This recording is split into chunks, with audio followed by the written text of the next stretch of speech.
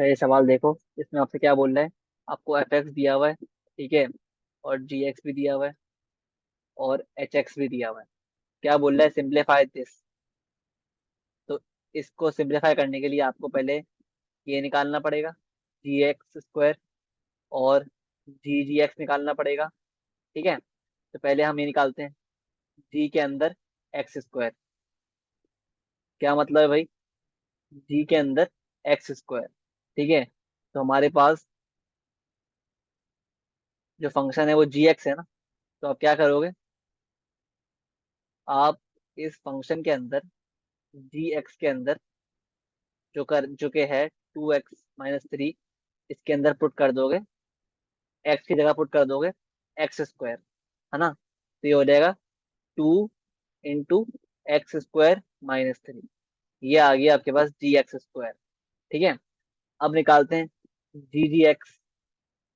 तो जी एक्स निकालने के लिए अगेन मेरे पास जी एक्स है, 2x-3। इसका मतलब होता है, जी एक्स का मतलब होता है बेसिकली जी के अंदर जी एक्स।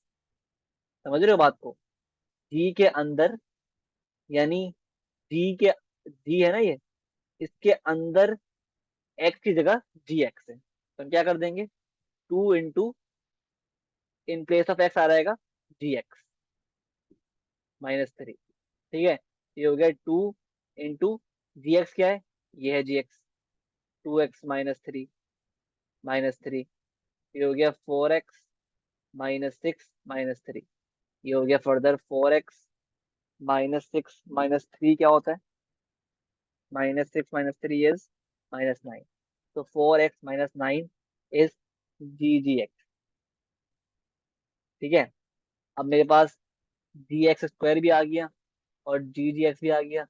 अब इनको आप डाल दो एक्सप्रेशन में, और सिंप्लीफाई कर लो। तो क्या था एक्सप्रेशन, जी एक्स स्क्वायर प्लस जी एक्स +1।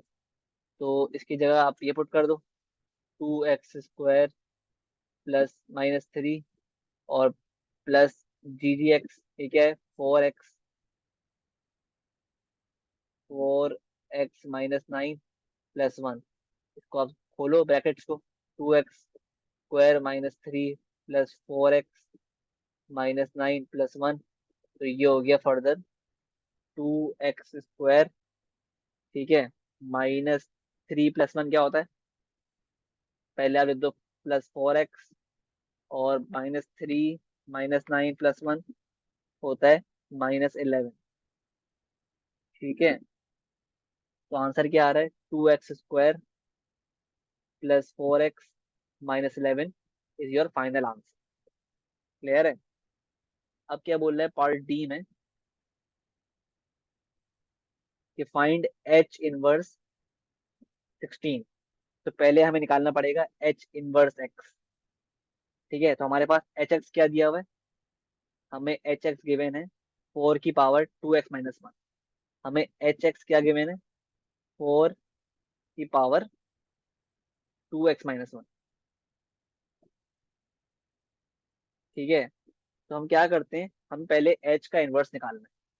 तो इनवर्स निकालने के लिए हम क्या करते हैं, step number 1, replace H X by Y. ठीक है,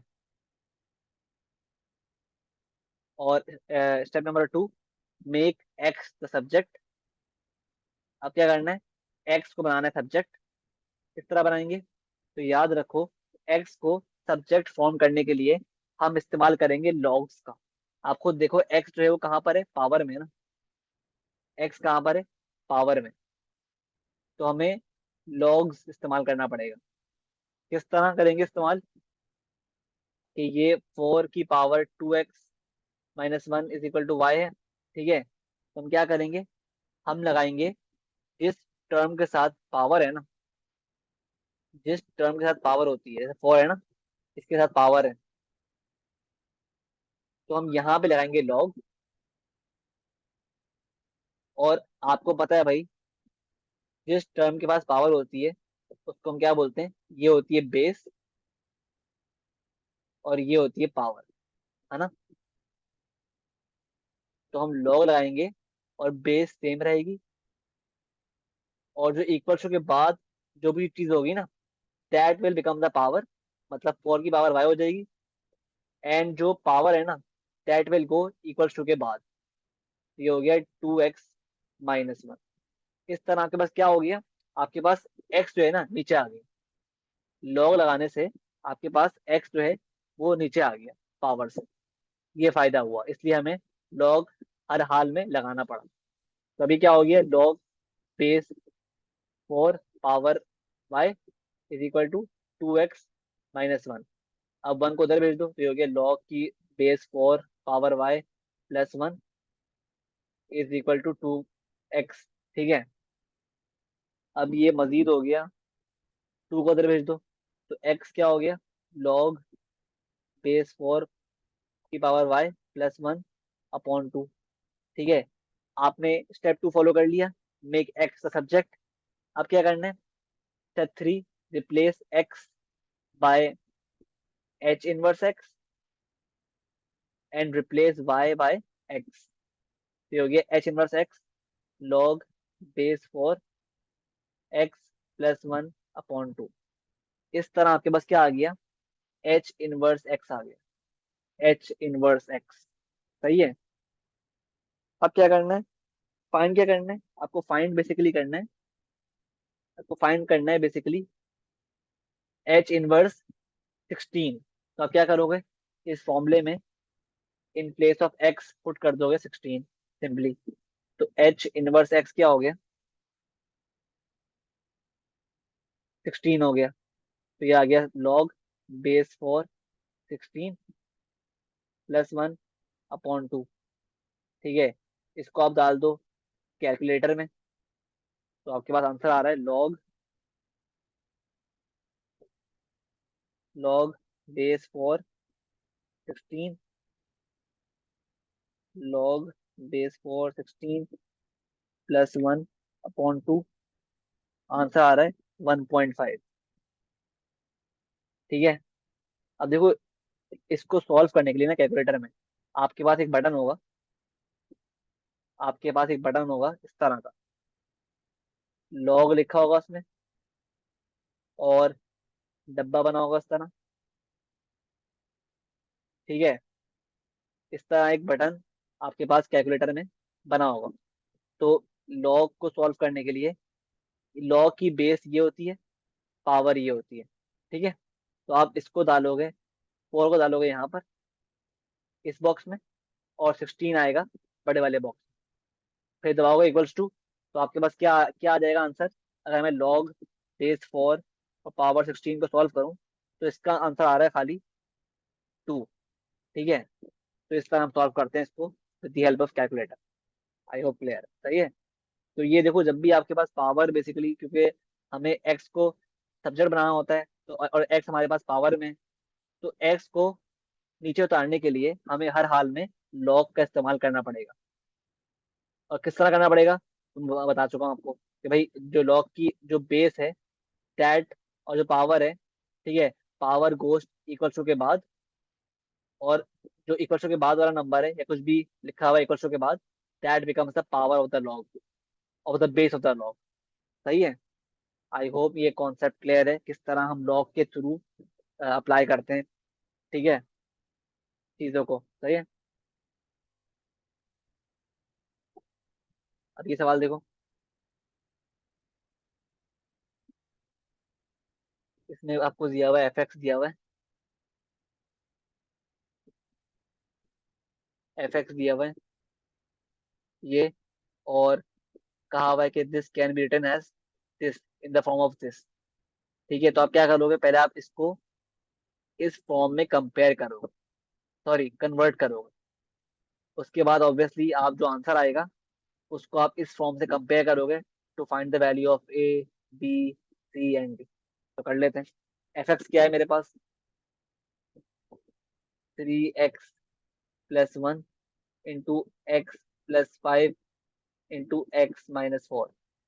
तो पहले हम काम करते हैं, पहले आप सॉल्व कर लो, इन दो ब्रैकेट्स को मल्टीप्लाई कर लो। तो ये हो गया 3x into x+5 plus 1 into x+5। ठीक है, 3x into x+5 plus 1 into x+5। ठीक है, 3x into x+5 plus 1 into x+5 plus 1 into x+5 ठीक है, 3x into x+5 plus 1 into x+5 plus 1 into x+5 ठीक है, इंटू,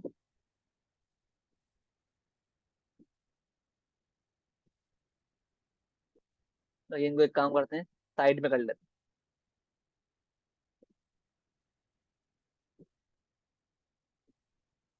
3x+1 इंटू x+5 को अगर मैं सॉल्व करूं, मल्टीप्लाई करूं आपस में, तो क्या बन रहा है? 3x into x+5 +1 into x+5, तो ये हो गया 3x² +15x +x+5, 3x²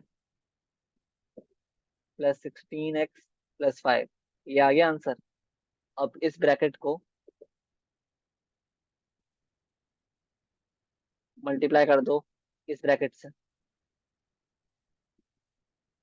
तो आपके पास आंसर क्या आ रहा है?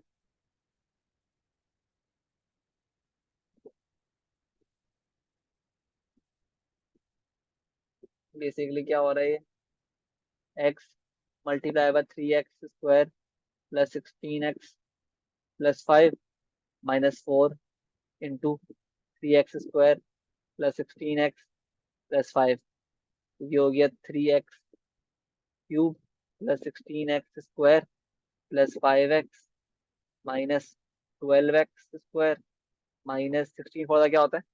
16 होता है आपके पास 64, 64x -20, ठीक है। तो ये हो गया 3x³ और 16x² -12x² क्या बनता है?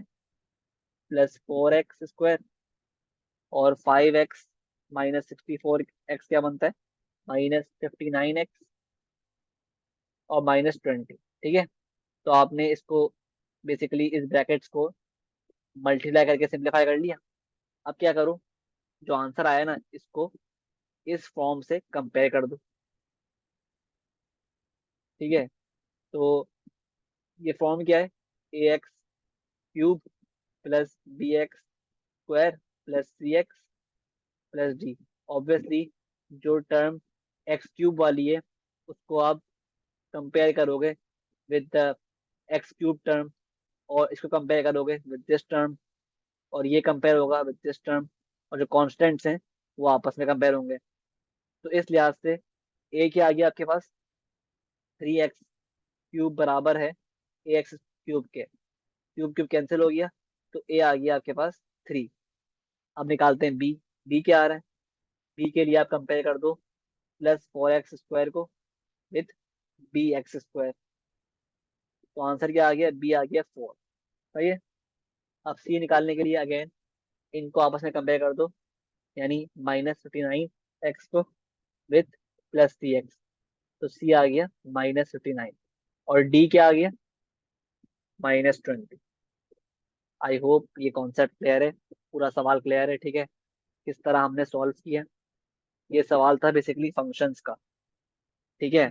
फंक्शंस का बहुत ही एक कॉम्प्रिहेंसिव सवाल था, ठीक है। इसमें हमने हर चीज तकरीबन देख ली कि how to form inverse, how to insert anything into a function, and how to compare functions, ठीक है। तो बहुत ही कॉम्प्रिहेंसिव एक सवाल था ये फंक्शंस के हवाले से।